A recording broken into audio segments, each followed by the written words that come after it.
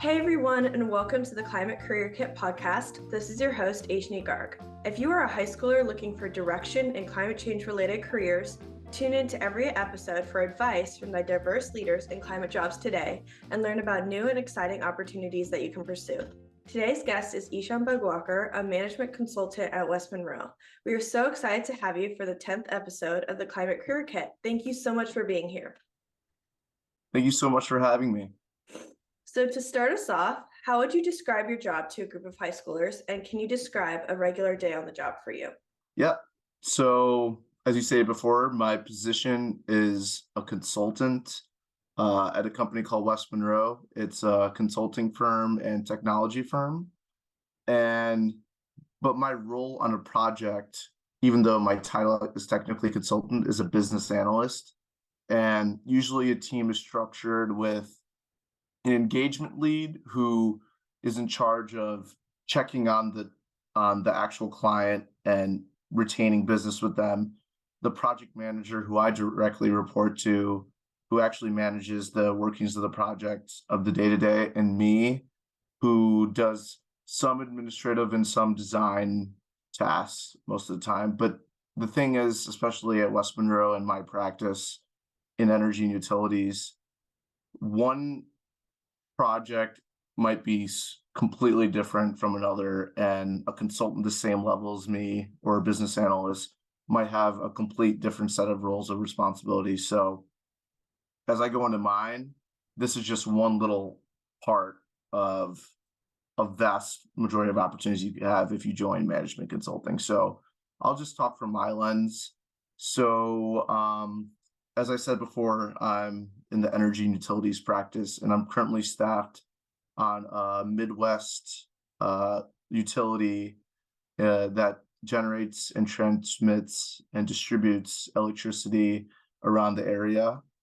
My project is pretty long term, so I've been on it since last October, and I'm actually on it till the end of the year. And it would be categorized in our like categorization as a grid modernization project, as that's what our offering is.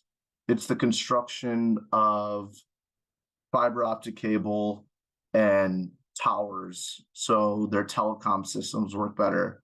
I know it's pretty technical and I'm still learning every day, but the best way I can describe it is it's the way different substations or different sites where they generate power can communicate with each other to make sure, oh, there's no outages here, electricity is moving through, everything's going okay. It's just a way to say, okay, everything's going okay, and they want to know as efficiently as possible. And I'm supporting the construction of those systems, which is why it's kind of a longer term project, because there's regulatory stuff and just dealing with other vendors and stuff like that. But it's definitely been a great experience so far. Wow, very interesting. But I'm wondering, how exactly does your job intersect with the environmental or sustainability field?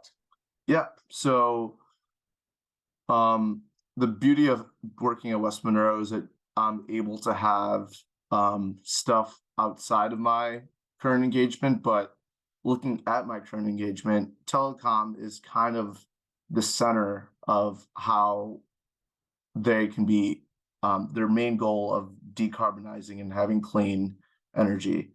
It's making sure the energy loss is as minimal as possible. So since they're all scope 1 emissions, because they're the one generating it, in order to minimize and have the efficiency the highest, they need to know where energy is getting lost, where lines are getting cut, stuff like that. So telecom and knowing how your grid is acting and making sure there's nothing being wasted when you're giving energy to your clients. It's really important for decarbonization as a whole.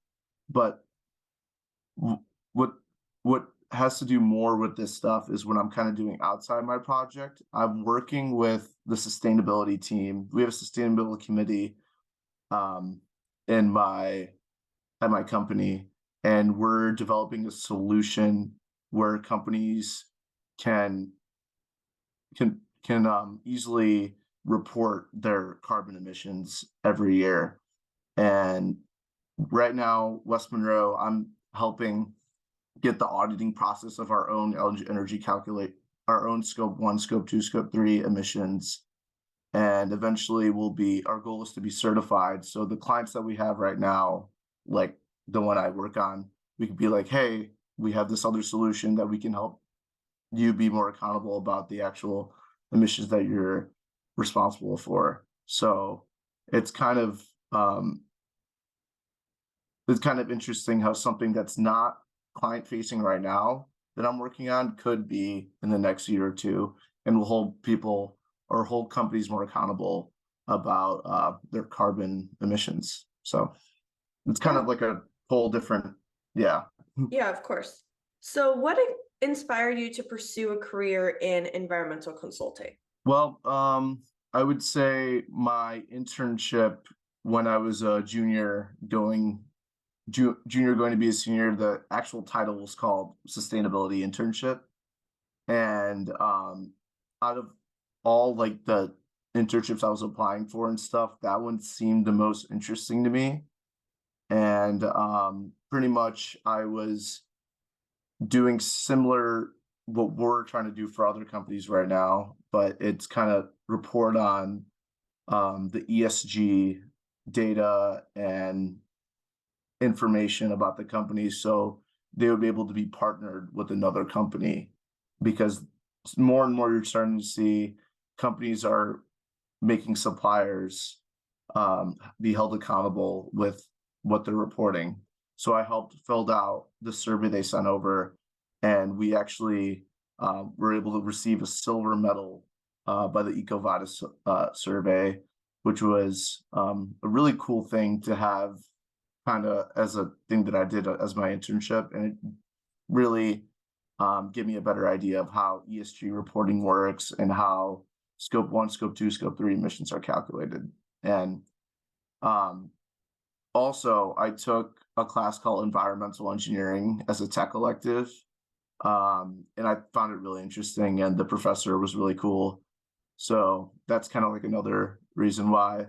But yeah, I'd say those are the two main reasons why. I'm sure many listeners can relate to that.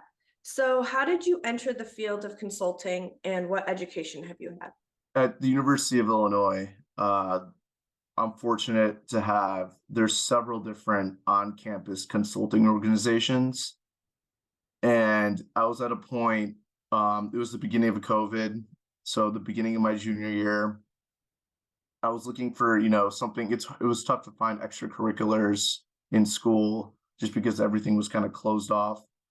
So I decided to interview for one of these on-campus groups, and I heard about it just through friends. I really didn't know anything about consulting beforehand, but just going through that first semester of learning like the basics of what consulting was and what the point of it was, and actually having the experience working with a client, I just really liked the problem solving aspect of it. Liked how you're dealing with different problems from different clients, and you're not just stuck into one lane where you're managing one thing over and over again, which is what my perception, it might not be accurate for everyone, of how like a process engineer might be, where you're dealing with one process and you're making sure that process runs smoothly. I liked how consulting was like a vast of different amount of problems, and every day looks different. So that's kind of how I fell into a passion for consulting. But my education, I have a bachelor's of science in chemical engineering, which I kind of alluded to earlier. And I think, if anything, I take the problem solving aspects the most out of a degree like that, rather than the actual content itself, which is still pretty interesting. But the problem solving aspects you learn from going through coursework like that I think it's the most valuable part of it. Yeah. So what was the biggest challenge that you had to overcome? I would say since the beginning of my project, as I was talking about all this telecommunication stuff. So I had no technical knowledge of any of this beforehand. And I was fortunate enough to have a manager, my project manager, be someone that's been in the telecom space for a while. So just pushing myself to ask more questions and do personal research on the technology that I was working with and implementing at the client was definitely a challenge for me at the beginning, but now it's cool to see how much I've grown in that aspect as my technical knowledge in that kind of stuff has grown. Yeah, because it's not what I studied in school, but not everything you do in school is going to directly translate. You just gotta pick to like the problem solving sparks and learn the same way. And you pretty much never stop learning as you join the workforce, in my opinion. Yeah, of course. So, for all the high schoolers out there who are aspiring to become someone in your line of work, what advice do you have for them? I would definitely say, obviously, at your age as a high schooler, it's easy to get caught up in thinking that the classroom is everything at this point. But I would say you should be doing well in the classroom. That should be a given. But you should also take opportunities outside the classroom, because that's kind of how I landed this job with joining the on-campus consulting organization, which had nothing to do with my actual school. That's the reason I pretty much have a job in consulting right now. So leadership positions in extracurriculars and sports, those skills will help you manage a project one day. So, and speaking of project management, see if you can join things and maximize where you're actually working with the team and working out a project, because that's the reality of most work in the real world. But like, yeah. And I guess my last bit of information is, Microsoft Office should be a given. Like, you guys should go into college knowing the basics of PowerPoint and Excel for sure. But there's new software like Power BI and Tableau. I guess it's not really new, but people are starting to want to visualize data more. So if you can learn skills like that, that would help you guys a lot too. Yeah. And piggybacking off of that question, are there any resources or opportunities that you can direct high schoolers to who are interested in climate related careers? Yep. So I would, a plug obviously would be the West Monroe website. We put out a lot of good white pages and publications, so that's one resource. But the Wiley Climate Journal is actually something that coworkers of mine, if you're, let's say you're not on a project, but you're still at West Monroe, you can help contribute to an article on the Wiley Climate Journal. And it's a great way for us to show the work that we're doing right now at West Monroe, whether it's EVs, distributed energy resources, stuff along those lines. It's a great way to learn about what's going on. And I would say another good resource is just look at the companies that you're interested in and see how their ESG report is written every year, because more and more companies are required to have these ESG reports, which give a lot of information of how